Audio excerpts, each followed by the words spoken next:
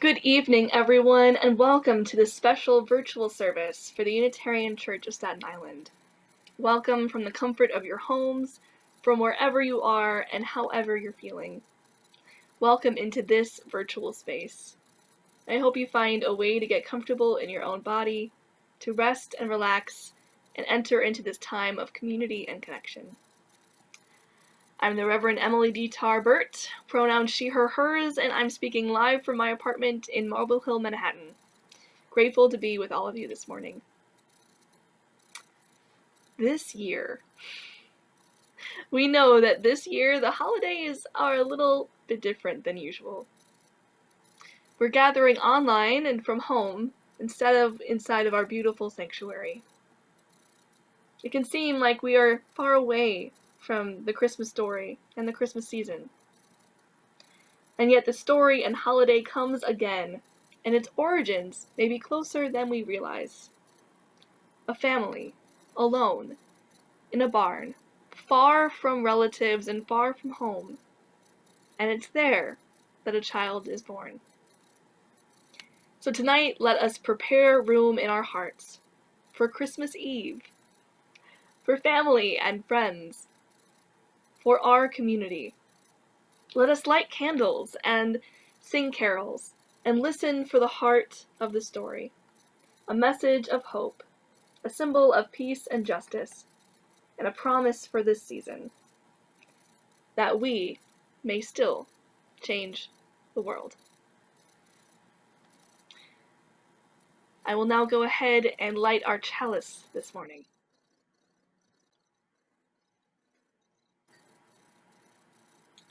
I light our chalice this evening. We light this chalice in the search for truth and the spirit of love. We unite in worship and fellowship.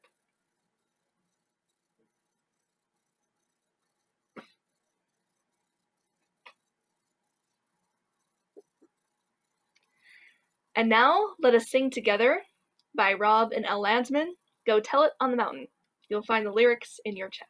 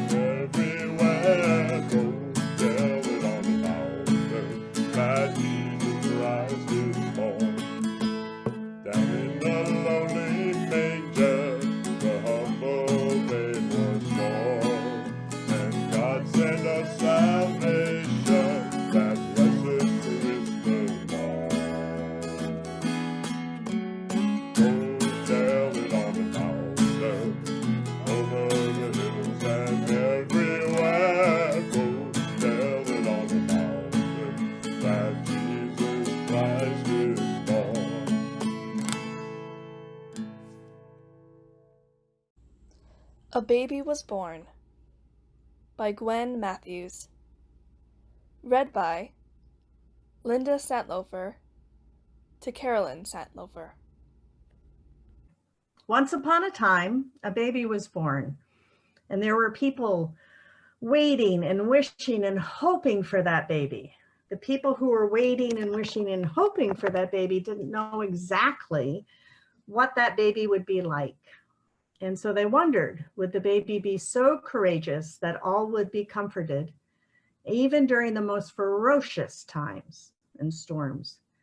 Would the baby show the world so much love that peace would settle into the most hardened hearts? But even as they asked these questions, as they imagined what the baby might be like, the people waiting and wishing and hoping for that baby already believed that that baby would indeed have a courageous spirit and a loving heart. And they were not wrong. When Jesus was born, his tiny body was wrapped up to keep out the cold. And he was laid down on straw in a trough that used to feed the animals inside of a barn.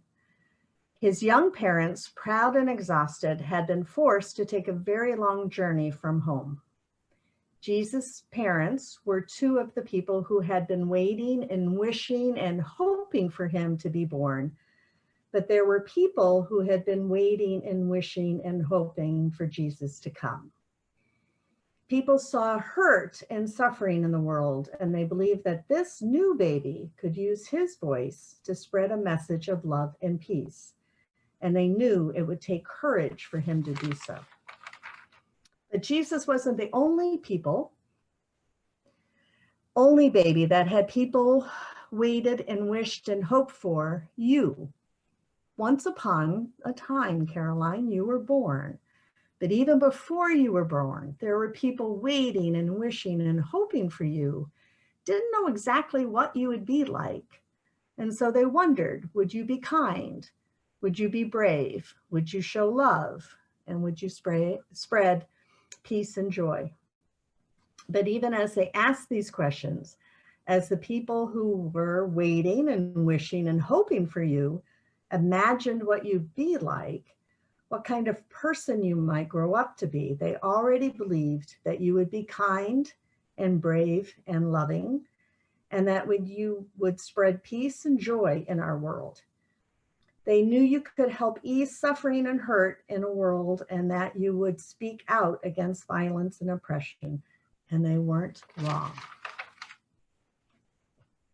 And that's the end of the story. What did you like about it? I liked it that they talked about the person, they talked about the baby. I like that. And did you like the part about being strong and caring and all of that? Yeah. Because you are. Thank you. You have told me in the past, sometimes when you have stuck up for somebody in your classroom that somebody else was picking on. And I remember once in the playground, there was a little girl crying because she had lost her toy. So you went over and gave her your toy. And I always remember that because that's not something most little kids would have done. And that was probably about 3 or 4 years ago. So you were much younger. But I can remember you doing that. I don't know if you remember it, but I do. So I love you. Love you more. There we go. All right. And now I invite Kevin Clark to join us in this beautiful tradition of singing Every Night a Child is Born and reading the reading for So the Children Come. This is how it's going to work. In a moment, I'm going to spotlight both of them. And I invite you to sing along in the chorus of Each Night a Child is Born. Kevin will be leading it for you so you can sing along with him. And then we'll be reading verses in between. Let me spotlight both of them.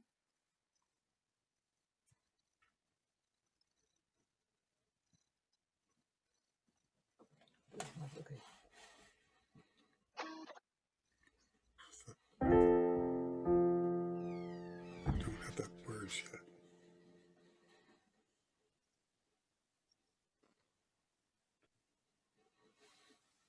Will the words be in the chat box or on the screen?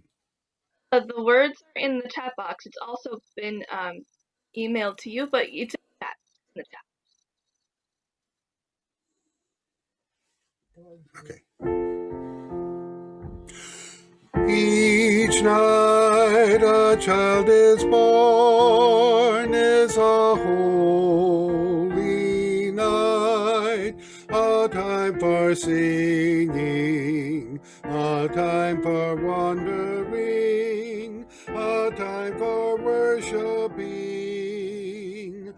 Each night a child is born, it's a holy night.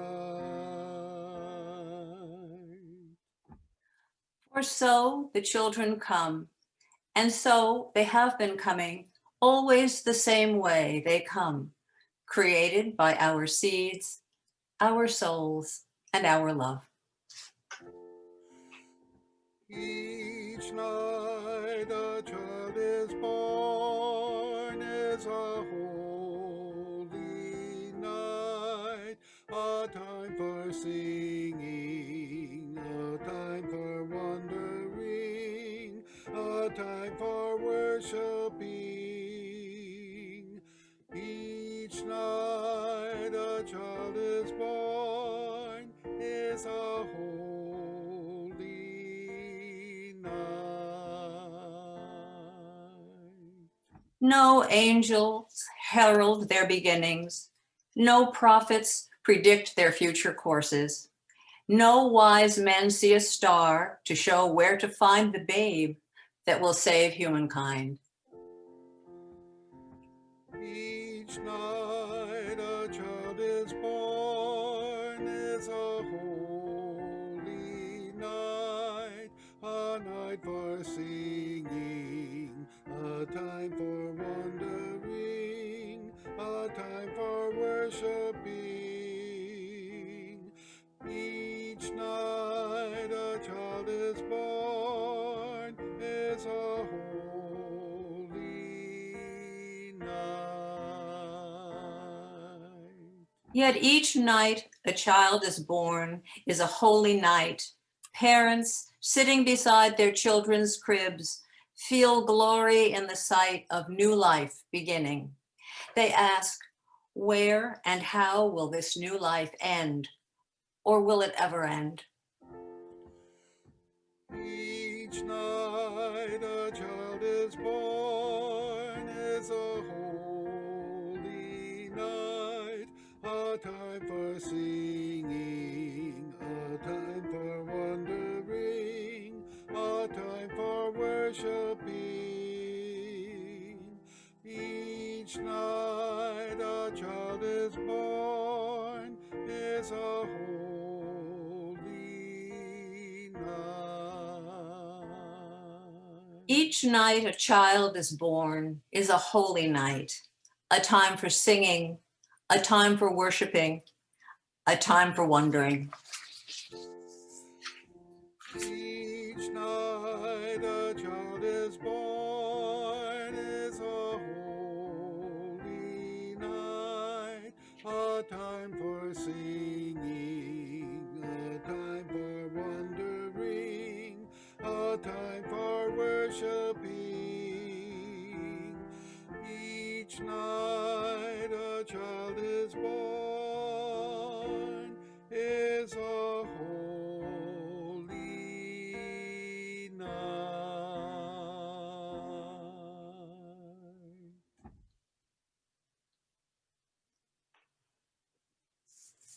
So much, Kevin and Ruth. Thank you, Kevin, for pulling the lyrics from the chat and singing so beautifully for us. I'll invite Sarah Dolinar to do our next reading.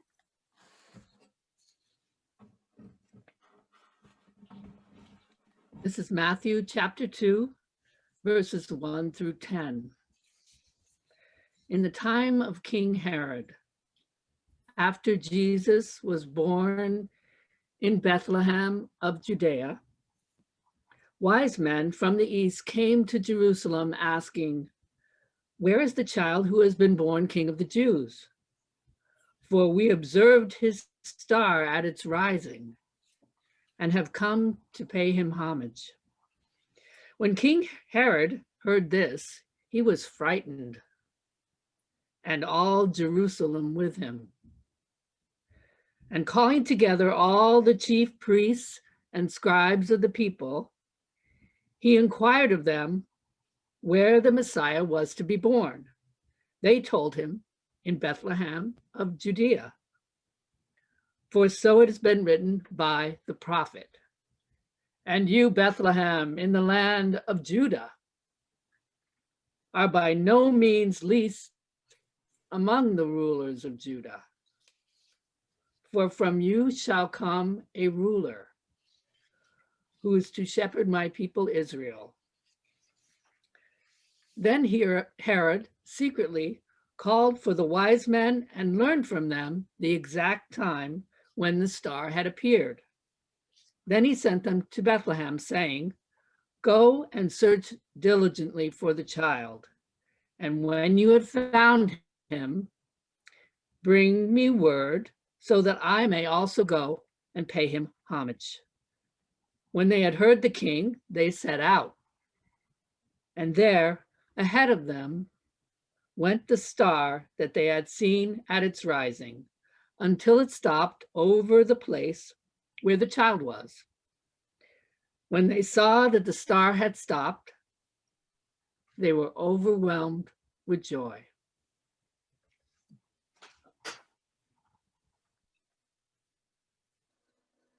Thank you so much, Sarah.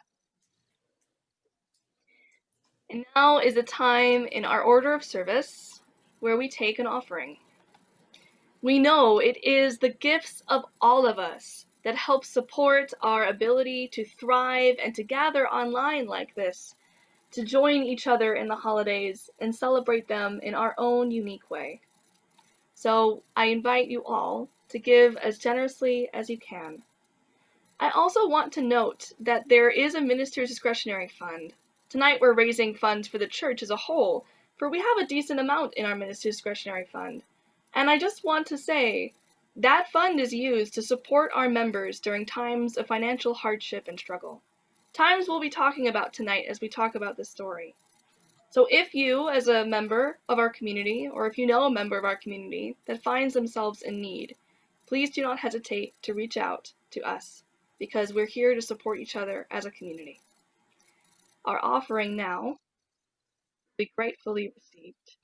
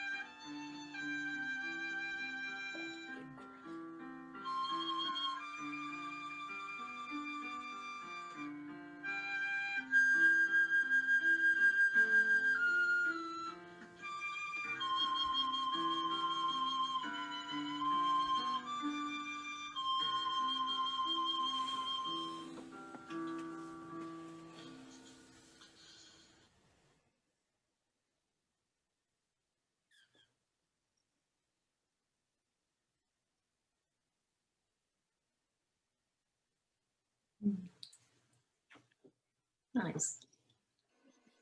And for the beautiful music, and for our flautist, Carol Abend.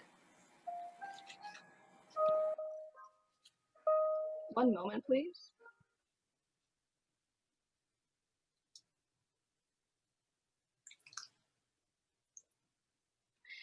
I now invite Virginia Allen to read for us. Reading, "This is a Season of Promise" by the Reverend Thurman.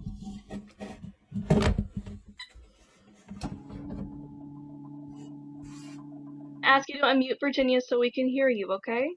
Oh.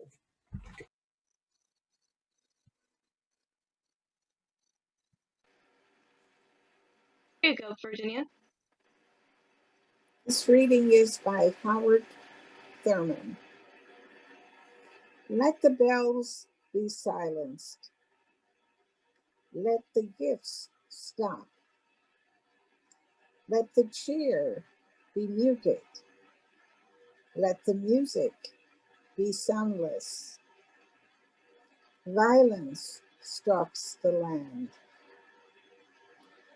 Soaring above the city of the dying, rising above the whimper of the starving, floating above the flying machines of death. Listen to the long stillness. New life is stirring. New dreams are on the wing. New hopes are being readied. Humankind is fashioning a new heart. Humankind is forging a new mind. God is at work.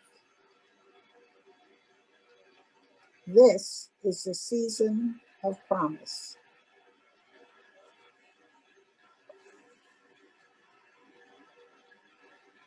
Much, Virginia. Those beautiful words.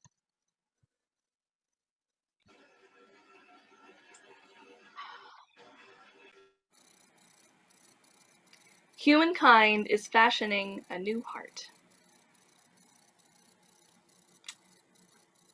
This year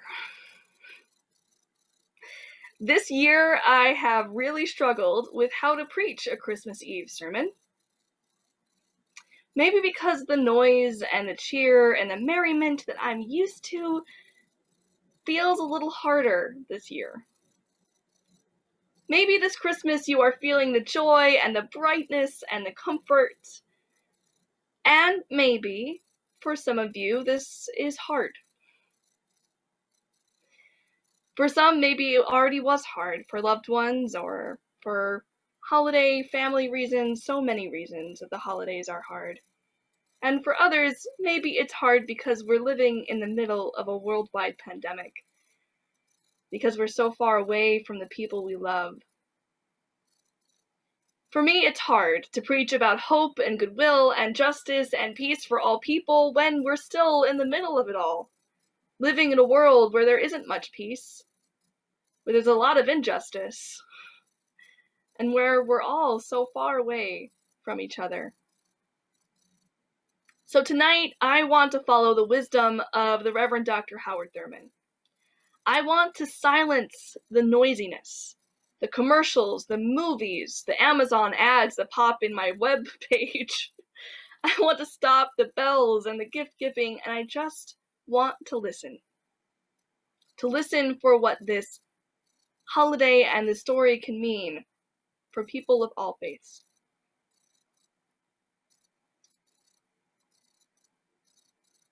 When I really listen, there is something that's often missed in the retelling of this Christmas story.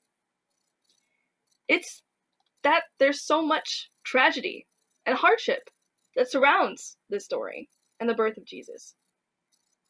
Some of it is talked about directly, and some of it is alluded to, or in the background, or in context. Earlier from the story, when Mary gets the message she's about to have a baby, she breaks out into song, and she sings specifically how this child will feed the poor and throw the mighty from their thrones. This meant something for Mary, living as a Jewish woman in the middle of occupied territory by the Roman Empire. It was the emperor, in fact, that asked them to pay a tax, had them go for miles and miles to travel back to a hometown where there was no family, where they had no room to stay. Mary knew something about poverty and about being in the cold. But these hardships aren't just about this young couple. Look at the shepherds in our story. Shepherds at the time were not soft, cuddly farmers. They were day laborers, and because of that, they were often considered to be thieves and beggars. They knew something about financial hardship. And it's these people, not the easygoing farmers or the tax collectors or the cobblers. It's the day laborers, the shepherds, who find out about the good news. But beyond this kind of backdrop of poverty, hunger, financial hardship, there's something else. Shadowed in the metaphors of the story, Jesus is surrounded by, well, death, actually. The symbolism's pretty on the nose. For example, there's a symbolism of Jesus being born in a manger, which is a feeding trough for animals. Animals weren't often taken outside of their yards back into the stables to feed unless they were sickly or old.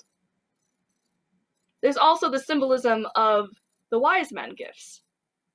So you have gold for Jesus being a king, but frankincense and myrrh were spices used for religious purposes and medical uses at the time. Frankincense was used for prayers for high priests, but myrrh specifically, myrrh was often used for burial rituals. And finally, in this passage, pretty head-on, we hear about King Herod, a king who is specifically trying to seek out this newborn child, not to pay homage, but to end his competition to the throne. The story is surrounded by drama, by financial hardship, political oppression, and even metaphors of death. And for those who know the Easter story that would come later, there may be a reason why the biblical authors wanted to talk a lot about death, or allude to it, at least, in this story. But beyond the metaphors and the symbolism, there is something very real about holding space in birth for mortality. Especially if we think about the risks back in BCE for women giving birth. It wasn't guaranteed to be a successful process. It was risky, especially for a young woman in the cold without a midwife or a doctor. And yet, despite all of this backdrop, or maybe because of it, here comes a healthy, newborn babe. Here comes new life. Here comes a child who would grow and live and show a way of living that would usher in messages of peace and justice and hope. This is the story of the boy who lives. As Howard Thurman writes, quote, "Floating above the flying machines of death, new life is stirring," end quote. It is this Christmas season that brings me back to the heart of my Unitarian humanist theist faith.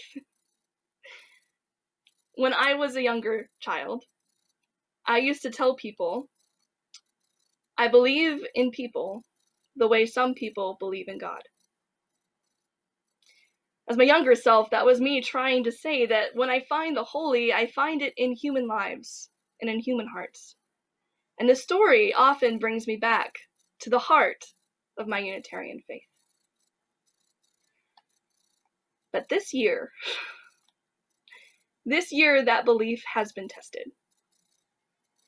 It has been tested over and over again to have faith in people. For me, it's because of grief,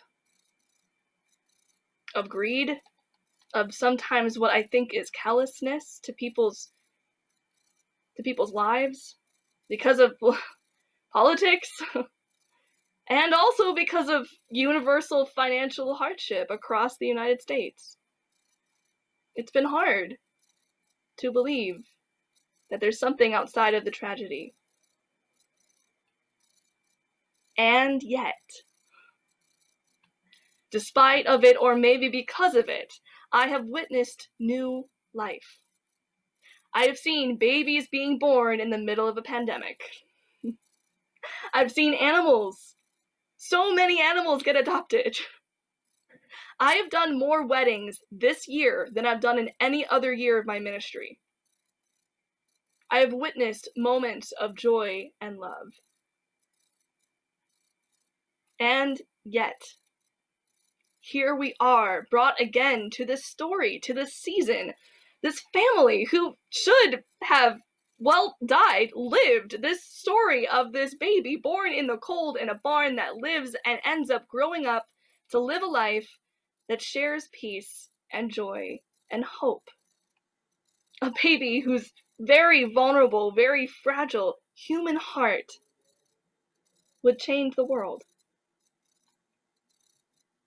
And yet, I have seen so much compassion by so many countless people in the world in this year. Actions of generosity that astound me. Actions that hold space for each other's feelings and grief. Actions that reframe what we think of worship or religious life or community.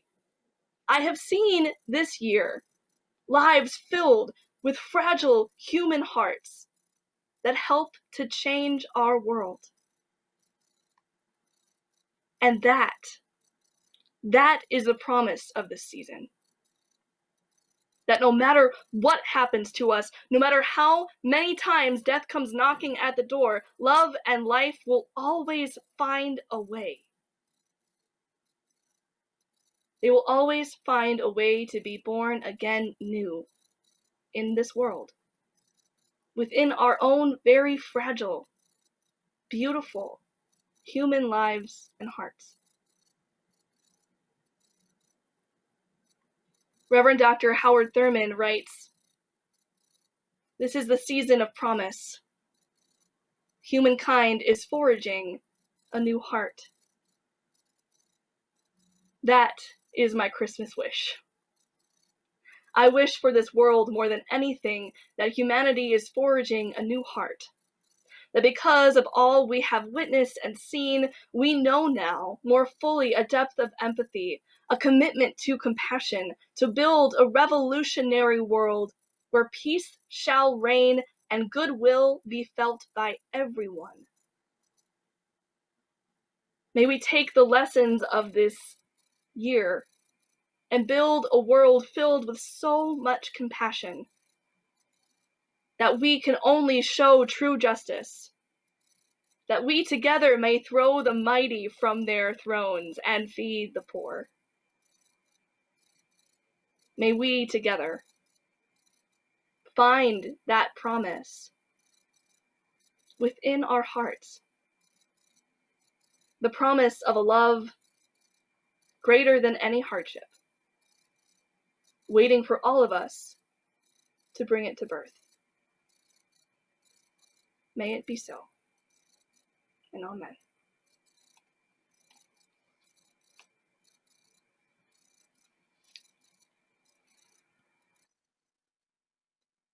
So now is the time in our service where I invite you to light a candle. We will soon be listening to the music of Silent Night, sung by a beautiful guest musician, Ashley Renee Watkins.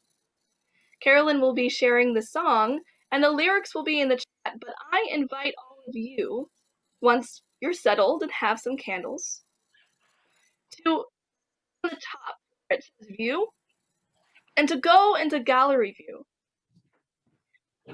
Go go into gallery view and see all of the beautiful faces that are here with us today.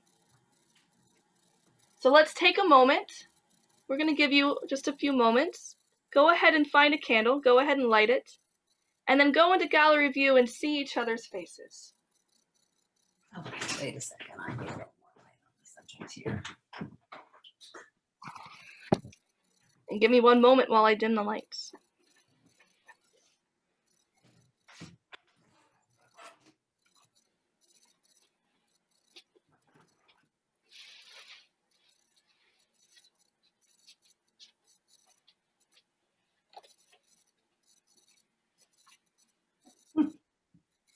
I'm a little too dim.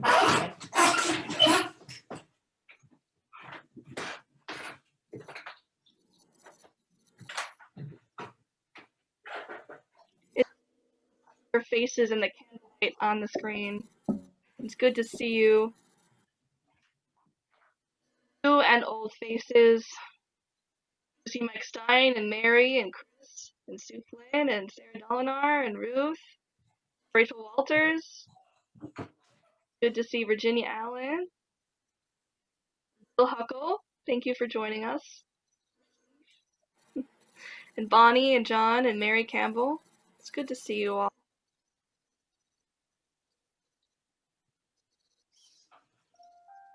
All right, Carolyn, when you're ready.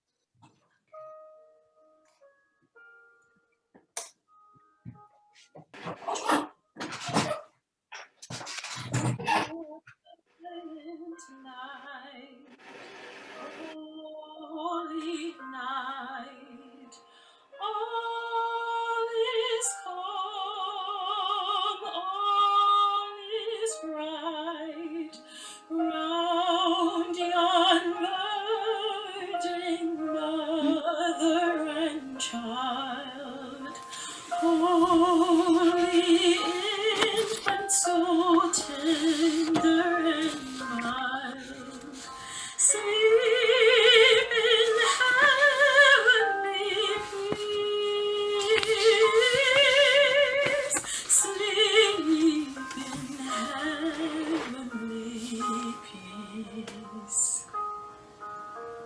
Silent night, holy night, shepherds quake at the sight, glory streams from heaven afar, heavenly hosts sing Alleluia. Christ the Savior is born. Christ the Savior is born.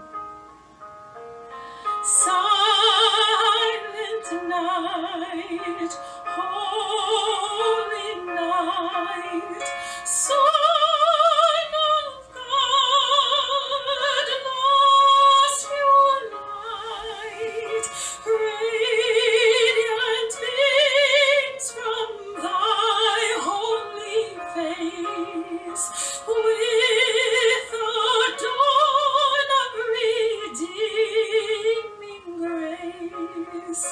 Jesus, Lord, at thy birth.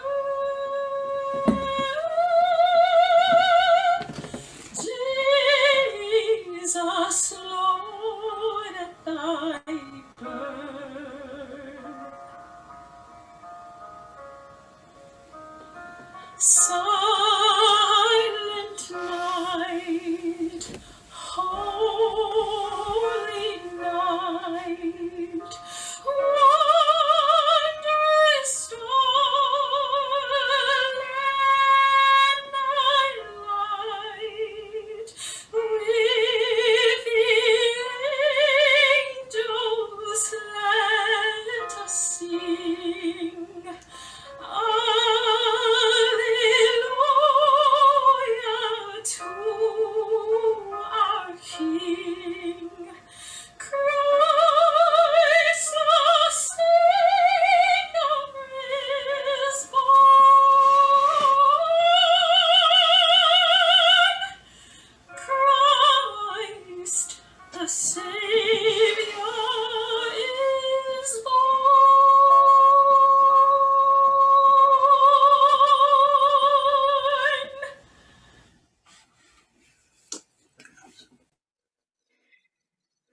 so much, Carolyn, sharing that beautiful music and an image is Ashley Renee Watkins, who sang for us. Beautiful, beautiful voice who graced us today. We are so grateful to have her voice with us. I now invite Sarah Dolinar to extinguish our chalice this evening. Please join me in extinguishing the chalice. We extinguish this flame, but not the light of truth, or the warmth of community, or the fire of commitment. For these we carry in our hearts until we are together again.